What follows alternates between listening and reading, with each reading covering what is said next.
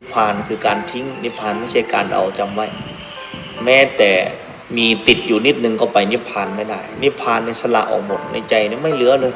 ไม่เหลือเพื่อนไม่เหลือพ่อไม่เหลือแม่ไม่เหลือพี่ไม่เหลือน้องไม่เหลือบ้านไม่เหลือช่องไม่เหลืออะไรเลยนะในใจนะครับว่าเหลือนี่คือในใจนะ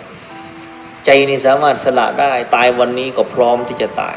วันนี้ไม่เหลือใครเลยนะเป็นทางที่ไปคนเดียวจริงๆเป็นทางเส้นนี้เป็นทางที่เต็มไปด้วยคราบน้ำตาและความทุกข์ระทมสูงที่สุดฝืนที่สุดจนต้องสละแม้กระทั่งสิ่งที่รักมากที่สุดก็คือตัวเองดังนั้นทางเส้นนี้ต้องใช้กำลังใจมหาศาลต้องใช้คุณธรรมอันสูงใจอันเด็ดเดี่ยวห้าวหาญมุ่งมั่นจริงๆถึงจะข้ามพ้นมันได้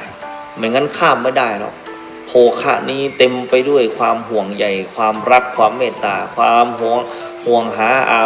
วรณ์ยึดโยงผูกไว้ในความรักนั้นไม่ว่าจะเป็นพ่อเป็นแม่เป็นพี่เป็นน้องเป็นทรัพย์สินหนี้สินเป็นทุกอย่างคนรักดึงพวกท่านฉุดรั้งกันไว้ดึงไปก็ดึงมาไม่จบไม่สิ้นดอกถ้าสละแล้วก็พ้นได้วางได้ก็ผ่านได้วางไม่ได้ก็ไปเกิดต่อไปนะ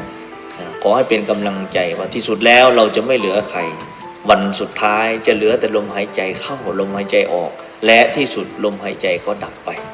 จิตดวงนี้ก็ดับขาดศูนย์สิ้นไปไม่เหลือใครอีกเลย